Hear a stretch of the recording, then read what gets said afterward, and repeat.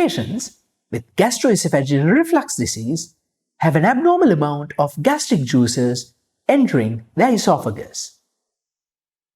Esophageal pH and impedance testing measures this to check if it's abnormal and to see if it correlates with your symptoms. In this video, I will describe the scientific principles behind this test, how you need to prepare for it, how the test is done, and what you should and shouldn't do during the test.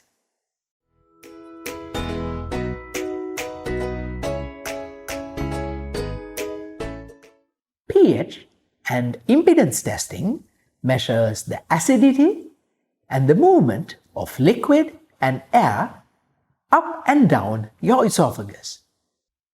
This test is usually done over a period of 24 hours because doctors need to know what exactly happens throughout the day inside your esophagus, including the times when you're having meals and you're lying down. When acid enters the esophagus, the pH drops. The equipment uses a catheter with sensors placed inside your esophagus to measure the concentration and frequency of acid entering it. Similarly, the impedance value changes when there is liquid or air moving inside the esophagus.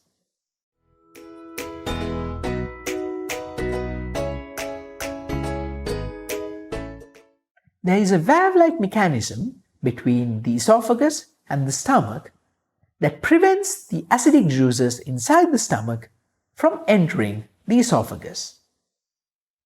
The little acid that does enter is promptly cleared away. When an abnormal amount of acid remains in contact with the esophagus, it may damage its lining. This is known as gastroesophageal reflux disease and may manifest as heartburn or regurgitation. Esophageal pH testing measures the acidity inside the esophagus, while impedance tests for weakly acidic and non-acidic liquids and air. This assessment is very important before you undergo surgery for reflux.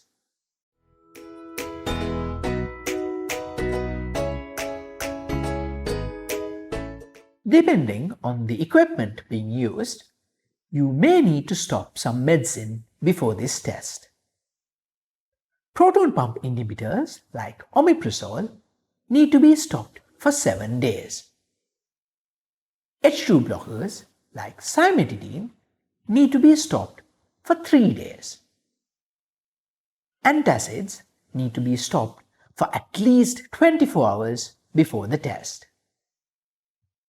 For this test, you need to be fasting for 6 hours, but you can have your other medicine with a sip of water. When you come in for the test, you will be asked about your allergies, the procedure will be explained to you, and you will be asked to sign an informed consent form.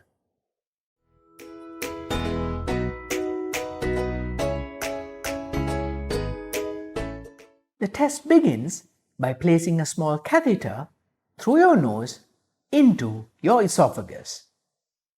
The other end of the catheter is connected to a recorder. You can breathe, talk, and eat normally while wearing this device. You will also be asked to maintain a diary, including the times you eat, drink, take your medicine, lie down or get up, or have symptoms. You cannot have a bath or shower while wearing this device. You should try to stick to your normal routine and have your normal meals. This will ensure that you get a realistic report of the acid exposure of your esophagus.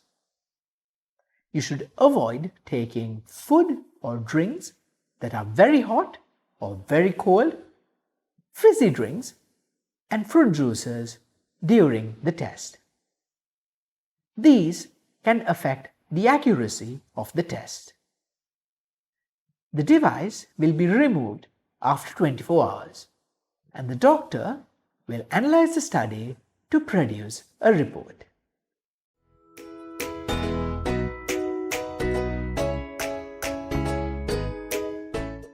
Esophageal pH and impedance testing is a very safe procedure. In the initial period, after having the catheter inserted, you may get some discomfort in your nose and throat, but this will subside soon. Rarely, there may be some bleeding from the nose, but this usually settles by itself. A tear in the wall of the esophagus or the nose is extremely rare. If you would like to know more about this or have any questions, please leave a comment below. You could also comment on any topics you would like me to cover in the future. Thank you.